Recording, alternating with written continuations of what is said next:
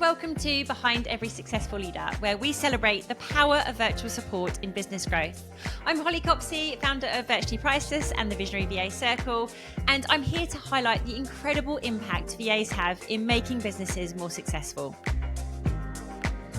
My guest today is Andy Jackson. Andy is the Managing Director of Operations of the Green Finance Institute. He has 20 years experience working in organisations that span the public and private sector, and in particular, the incubation and growth of startup to scale up. Andy, welcome, and thanks so much for taking the time to chat today. Hi, Holly. Yeah, great to chat to you again. Good to see you today. Thank you. So just to give everyone a little bit of context, we've worked with the GFI for almost 6 years now, having been with them from their inception when I supported just the CEO through to a team of our VAs providing operational and executive support for their entire leadership team as the organisation grew. We're now supporting a director for one of their subsidiaries, GFI Europe, in a smaller capacity after their growth meant they were finally ready to recruit full-time in-house EAs earlier this year. It's been quite a journey, hasn't it? It has, and we couldn't have done it without the VA support, really, to get the different businesses off the ground. But I'm sure we'll talk about that in a moment. Yeah, definitely. So could you start maybe by giving us an idea of the day-to-day activities that take place in the business and where support's been needed? Sure. So, as I said, the Green Finance Institute, so we're a not-for-profit company. We've grown over the last 6 years from, I think it was 4 employees at the start. I think we've now got about 90 across the group. And our role is really to mobilise capital, so tackling climate change and moving towards net zero.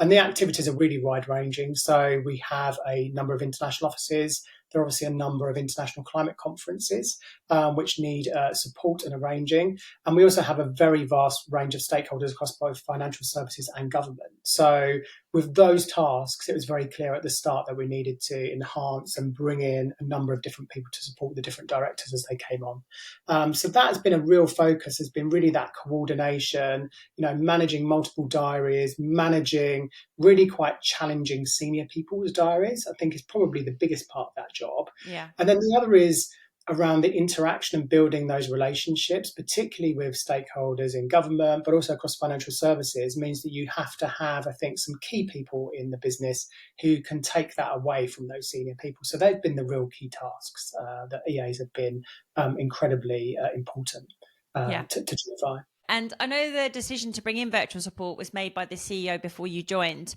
But once you came on board, you continued to expand our remit and bring in additional support. And have you had any previous experience of virtual support prior to GFI? Yeah, so previously when I was working in the previous company, so Behavioural Insights team, we had brought in some virtual support there to support the international expansion. So in particular, it's been incredibly useful where we've had these pinch points and where we have to sometimes facilitate quite rapid growth. So where we have a new contract or a new grant, to actually have that ability to flex up is incredibly useful. I think the other thing is bringing in someone who's got the level of experience quickly is a real game changer, because onboarding an EA is an incredibly important task. But if you've got someone who's used to working for multiple clients, who's used to working with different systems, it's a game changer because you can go from 0 to 60 very, very quickly. Yeah. I've got a bit of experience of that in the past, and it's just growing and growing. I think as we grow, I can really see the benefits to why you would want to do that. Yeah.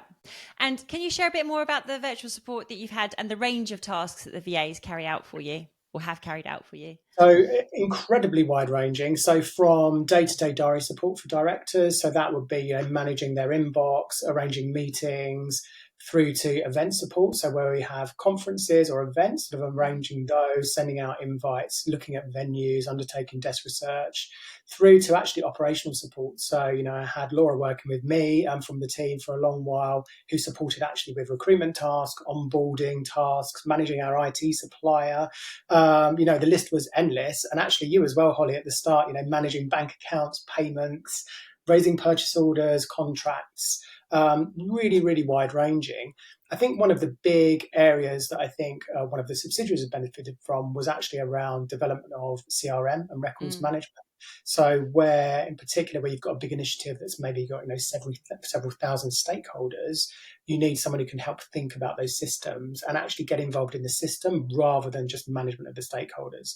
So being able to separate that out, I think, was a game changer for them. And they've since gone on to expand that and create a full-time role for that, 2-3 years later. So really wide-ranging sort of support that we've had across GFI. Yeah. And I think the beauty of it as well is that as you guys have grown and you've brought in your own operational team, we've gradually been able to sort of, drop and change slightly different roles. And it's really evolved, hasn't it, as you guys have gone along your own journey? Yes, it's dialing it up when needed and then dialing it down. So, in particular, I think when the senior team has grown, because we've had more directors, it's made more sense to have one person as the sort of linchpin supporting them. Yeah. But equally, we've had some other projects. So, you mentioned, international expansion in particular, where it makes sense actually to have, a different group of people coming in and potentially with different skills as well. So, I think another area that was probably next of interest for us for more virtual support is going to be the international expansion, Mm. particularly on the operational side, where we maybe need someone who can coordinate across offices as they're established.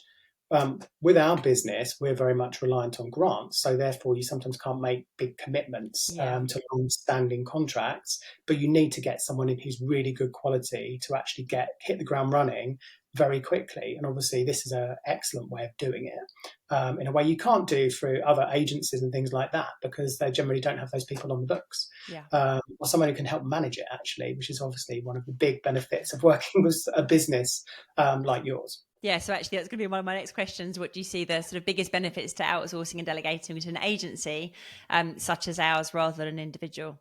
It's the coordination, which you can't underestimate that need. The handover, in particular, if you've got more than one person, making sure that there's joined up approach, making sure that there's a sort of unified system as well in the background. So everyone can have their own desk notes or systems, but actually, if you are outsourcing, having a team that are working together is a game changer because also you don't need to worry about that management as active Yeah. as you do when you've got those people in house or you've got a temp in or something like that. Yeah. It's a very different approach. And you haven't got to worry about covering any sickness or holidays or anything, have you? It's just kind of Yeah, taken care of. yeah, yeah. There's a plan. The plan comes to you rather than Yeah. you having to make a plan. Yeah, Yeah. definitely. And what would you say to business owners or particularly startups who might not be sure that virtual support is the right path for them? I think it's about really understanding. So, what are the key things you need to do as a startup? So, very often you're focused around sales. So, whether that be you're a not for profit, you've got to get your grants, or you're actually trying to sell something. That actually having virtual support can take away a lot of hassle of thinking around some of the systems, but also about being very well coordinated. So, as I say, you often takes a long while to onboard an experienced person, to find them, to recruit them. Yeah. If you can go somewhere and actually draw on a pool of VAs, it's actually a bit of a game changer because you can all of a sudden say, okay, here are my key tasks. You've got 3 key objectives. You can then hand it over to an organization, a company like yours, and actually say, this is what I need to achieve. How can I do that? You haven't got to worry to the same level as you do when you're onboarding your own team about really that induction process. Because once they're in, they can hit the ground running. There's an external element of coordination, which means that you can go from 0 to 60 very, very quickly. I've seen it happen quite a few times where you go around a cycle of recruitment, particularly for, I say, finance support, but also for PA, EA support as well, which means that it can take, 3 to 6 months really to get up to speed in those roles. And you very often haven't got that time. So it doesn't really make a difference whether you're profit driven or you're not. You've often very got to deliver something quite quickly. And so, yeah, that would be my view on it. I'd just say, there's a huge amount that you can bring in. So if you want someone, for example, who has a particular understanding of finance systems or processes, again, you can go out and you recruit for that, but you may only need that person for 3 months or 6 months. Yeah. So again, you can turn it on, you can turn it off when you need. Yeah. And what are your top tips for working effectively with a VA? I would say invest the time in getting to know them when they're onboarding. I think be very clear in how you like to work. So make sure that you have a clear understanding of your priorities as well that you can share. Behind the scenes, making sure that they can access the systems that they need to access. So That helps. if there is already a list of key people that they're going to need to contact, a regular set of meetings that need to happen, or some particular targets, making that clear up front. So half an hour spent at the start, I think, can save you hours and hours of time later. Yeah. I think it's also worth remembering, that people work flexibly. So if you work in a certain way, making sure they understand that, but also whoever you've got working for you as a VA, that they also share with you how they like to work. I mean, that's another real benefit of working actually with someone, who is not within the team and that they're a virtual assistant, in that you can flex those times actually. Yeah. And I know in particular for the senior team, so having someone who can dip in the morning and someone who can come back at the end of the day can be incredibly useful, particularly if one of their main roles is scheduling meetings or dealing with those diary arrangements, because they can get on it in the morning, come back in the afternoon, follow up, and the same repeat the next day. Yeah, fantastic.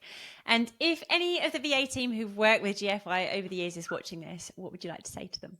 I mean, obviously, a huge thank you. And I'll start with you, Holly, because obviously we've worked together a lot over the last 5 years or so, and to build out that team. But I mean, there are so many people to mention. I have to give a shout out to Laura, who I'm still working with, who, was my right-hand person for building up the business. But there, various of the others, Bex, Vic, Gemma. I'm going to fail to mention people, Deborah, so that's not to the exclusion of anyone else, but, huge thank you to all of them for all of the work that they've done to support us as we've grown over the last 5 years. Oh, well, it's been an amazing opportunity to partner with you guys. We've absolutely loved it. And it's been incredible to see the growth, as I say, from me starting to work with Rianne, nearly 6 years ago to what it is today. It's absolutely huge. So yeah, hats off to you guys for everything that you've achieved. And we're continuing, Holly. Hopefully it will continue for for many years to come. But yeah, thank you so much for taking the time to chat today. Really, really appreciate it. And yeah, best of luck with everything you guys are doing. Thanks very much, Holly.